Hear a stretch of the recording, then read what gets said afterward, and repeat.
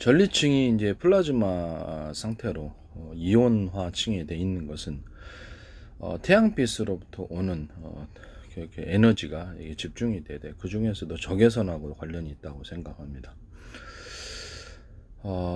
그래서 이게 저는 그 중에서 이렇게 적외선을 하나의 파형으로는 좀 힘들고, 높은 에너지를 얻기 위해서 일단 전력이 충분해야 되겠고요.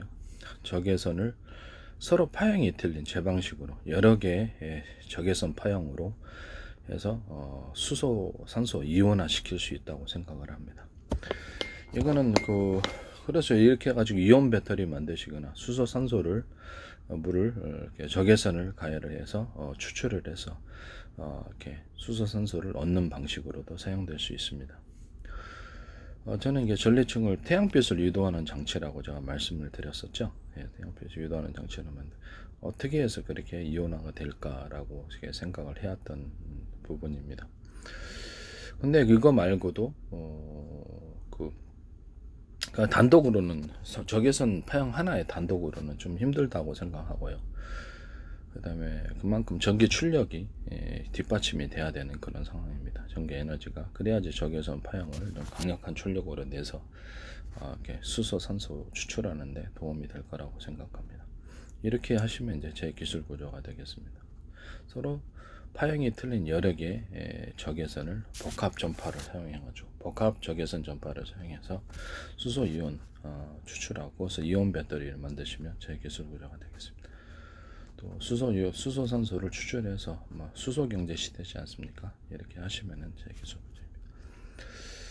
그 다음에 거기다 더하여서 마이크로웨이브 전파나 기타의 다른 전파, 고열을 나타낼 수 있는, 열을 좀 나타낼 수 있는 그런 전파의 여러 가지 복합적인 파형, 여러 개의 파형을 통해서 물을 끓이되 상중, 길이를 틀리게 해서, 적외선도 마찬가지입니다. 상중하를 동시에 끓이는 방식으로 해서 물 끓이는 방식으로 해서 전기 발전을 이걸로 하시든가, 아니면 수소, 산소를 이온화시켜서 추출하는 방식으로 사용하셔도 제 기술 구조입니다. 저는 이제 바닷가의 풍력 발전, 저는 수력 발전을 말씀을 드렸었죠. 어떤 형식으로든 간에 바다에 이렇게 길을 내서 물레방아를, 바닷물을 이렇게 3m짜리 이렇게 통로를 통에 파서 꼬불꼬불 하시든지 어떻게 하든지 깊이를 틀리게 해가지고 거기다가 물레방아를 두고, 거기 가운데, 물레방아의 가운데 이렇게 회전축을 두고 돌리기만 하면 될 거 아니에요. 그래서 서로 굵기가 틀린 구리선을 많이 감아놓고, 서로 굵기가 틀린 구리선들을 많이 감아놓고, 이것은 전기를 주파수 방식으로 생산하기 위한 그런 조치입니다. 그 다음에 원통형으로 해서 그 주위를 서로 여러 겹의 동일한 두께 또는 동일하지 않은 틀린 두께의 연구자석으로 감싸합니다. 그러고 나서 그 전선을 연결해서, 전선도 서로 전선 피부 간의 구리선이 서로 두께가 틀린 대중소다고 합시다. 그러면 이렇게 두께가 틀린 구리선들을 통해서 전기를 강하게 걸어주고, 이게 추출하면 그렇게 주파수 방식으로 전기가 추출되기 때문에 강한 추출이 이루어집니다. 이게 수력 발전도 그렇고요. 그래서 5m 폭으로 이렇게 바닷물에 무인도 같은 데는 무인도 아닌 데서도 이렇게 어떤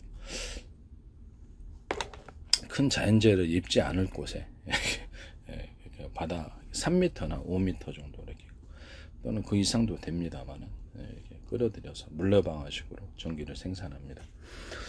바닷가에 풍력 발전기가 있는데, 바람개 비리처럼 너무 거대해서 그거 설치하는데도 수십억이고, 헬리콥터를 통해 설치하나요?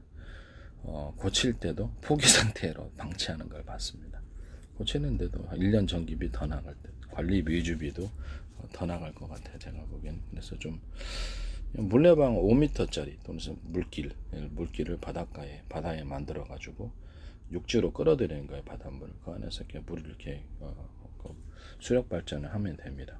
그러면 이제 물레방아 자체도 규모가 크지가 않고, 물만 충분하면 괜찮아요. 이 물만 충분하면 괜찮습니다. 그래서 이렇게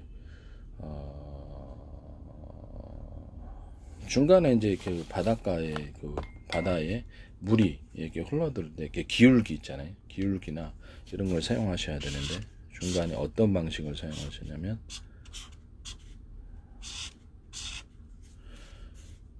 이런 식으로 바닷물이 이게 들어와서 여기를 이렇게 축적되는 거예요. 네모나거나 동그랗거나 축적된 다음에 물이 수압이 쏴지는 식으로 그런 식으로 가야지 이게 압이 잘 생깁니다. 이렇게 이제 만드시면 제 기술 구조가 되겠습니다. 물의 깊이를 틀리게 하면 기울기를 틀리게 하면 물이 자연스럽게 흐르게 되죠. 그런 식으로 만드셔야 될 것 같아요. 제가 보기에는 그래야지 물이 빠르게 흐르려면 맨 끝에 조금 전기가 들더라도 물을 갖다가 강하게 빨아들이는 식으로 전기 에너지가 들더라도 강하게 이렇게 물기를 빨리 속도를 빠르게 하기 위해서 물기를 빨아들이기 위해서 전기 에너지를 동원해서 물기를 강하게 물살을 빠르게 하는 구조를 사용할 수도 있습니다. 여기 바닷가의 수로를 2m나 뭐 5m나 3m나 이렇게 2m나 10m도 상관없습니다만은 이렇게 해서 물기를 들어오고 여기는 막히지 않았어요. 이게 제가 잘못 그렸는데 여기서 물길이 들어오고 동그랗거나 네모나거나 압축이 돼가지고 이쪽으로 가는 이렇게 물살을 빠르게 하기 위한 조치라는 것을 말씀을 드립니다. 이런 걸 통해서 수력 발전하시면 제 기술 구조입니다. 또는 바닷가에 그 어떤 기둥을 세워가지고 여기서 풍력 발전식으로 여기다 물레 방아를 위에다가 동일한 방식으로 돌려서 하는 풍력 발전하시는 제 기술 구조입니다. 바닷가의 물기를 끌어들여서 양식도 해도 되고요. 염전을 사용하셔도 되고 부가적인 어떤 소득으로서 염전을 바닷가에 끌어들여 육지 안에서 그렇죠. 염전을 사용할 수도 되고 뭐 그렇게 하시면 될 것 같아요.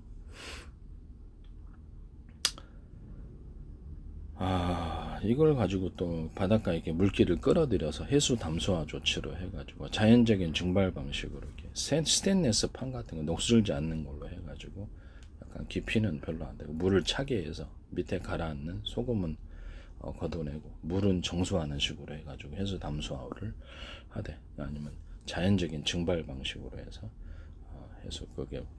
물을 해수 담수하는 방식이 있고요. 물을 끓여 스테인리스 판을 끓여 가지고 소금을 추출하고 뭐 이렇게 해서 증기를 가지고 해수 담수하는 이 두 가지 방법이 있습니다. 이렇게 그렇죠. 별로 돈이 안 들어요. 해수 물 자체를 갖다가 좀 걸러내려면 스테인리스 망 여러 겹의 스테인리스 망을 거쳐 가지고 이렇게 여러 가지 이렇게 찌꺼기 같은 걸 걷어내고 부직포 이렇게 서로 이렇게 면적이 큰 부직포 같은 것을 여러 개 걸러서 소금을 걸러내고 이렇게 물을 추출하는 이런 방식도 있습니다. 정수기 방식으로 엄청나게 큰 이렇게 부직포 필터를 몇 겹을 한꺼번에 하는 제 방식이 있지 않습니까?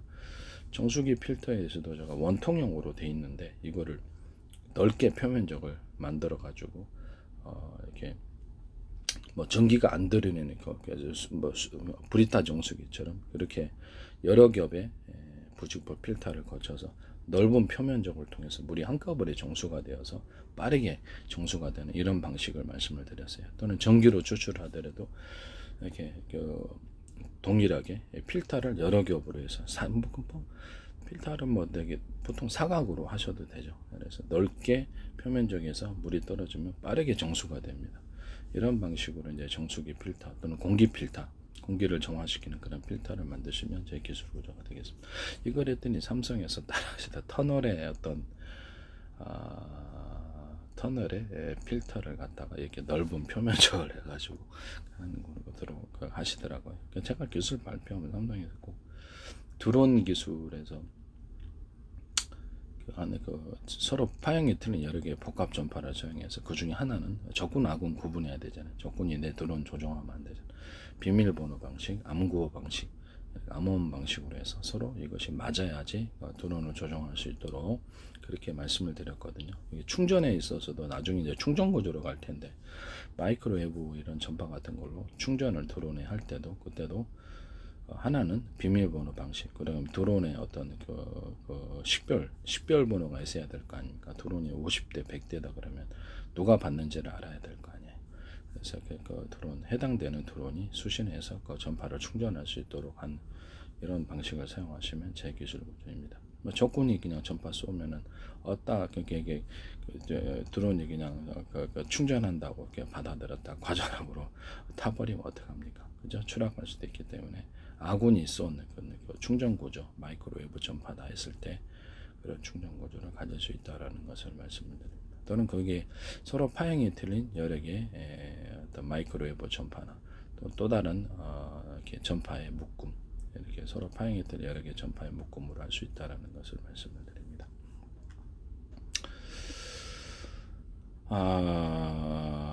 그 다음에 뭐죠? 제가 수소 산소를 말씀을 드렸죠. 수소 산소를 지금 브라운가스는 수소가 2고 산소 1입니다. 근데 이것이 고정될 필요가 없다. 수소 1, 산소 10도 된다. 수소 1, 산소 5 또는 수소 10, 산소 1도 된다. 대신 이게 산소가 부족한 거로 불완전 연사를 하게 되죠. 이런 것을 이제 해가지고 브라운가스의 고정관념 2대1이라는 고정관념에서 벗어나게 해서 수소와 산소가 이렇게 서로 만나면 이렇게 같이 저장됐을 때 폭발하기가 쉬운 거로 따로따로 보관을 했다가 수소 온도를 높이고 이렇게 산소 온도를 높이는 이렇게 온도를 높이면 그렇죠 에너지의 파워가 틀려집니다. 자동차나 항공기에서는 항속거리와 주행거리가 틀려지고 엔진 파워가 틀려지는 거죠. 수소산소를 딱 그 쓸 분량만 수소산소를 섞어주고 연소실로 곧바로 보냅니다. 이렇게 뭐 비행체다 그러면 드론이다 아니면 비행체다 또는 자동차다 했을 때 그것을 연료를 배분한다는 거죠. 아니면 이거 수소산소 발전도 하실 수 있잖아요. 수소산소를 태워서 발전하는 그런 것도 있을 수 있는 가스 발전으로 가는 거죠. 그런 식으로 하셔도 됩니다. 그때도 역시 수소의 온도를 높이고 산소의 온도를 높이고 그걸로 물을 데워서 열 발전이든 아니면 물을 데워서 전기 발전을 하시더라도 마찬가지입니다. 어떻든 수소산소를 돌려가지고 자동차 폭발 행정 방식으로 회전축 자동차에게 회전축 돌아가잖아요. 그래서 100m, 200m짜리 만들어가지고 거기다가 서로 굵기가 틀린 구리선들을 많이 이렇게 감아놓고 그 주위로 이렇게 동그랗게 원형 방식으로 해서 서로 두께가 틀린 또는 두께가 동일한 이런 여러 겹의 연구자석을 감아놓고 전선 그 전선은 그 회전하고 나서 전기가 생산되면 서로 굵기가 틀린 전선 표보관의 구리선들이 틀린 구리선을 가지고 발전을 합니다. 이런 방식의 자동차 행정 휘발유 석유 싼 데는 석유 갖고 하셔도 되고요. 그래서 회전축만 돌려주면 전기는 생산되니까 이런 식으로 하시면 제 기술 구조가 되겠습니다. 남의 기술을 도둑질해서 상업화시키지 맙시다. 네. 휘발유, 석유 그렇게 해도 돼요. 그렇게 하셔도 됩니다. 그 다음에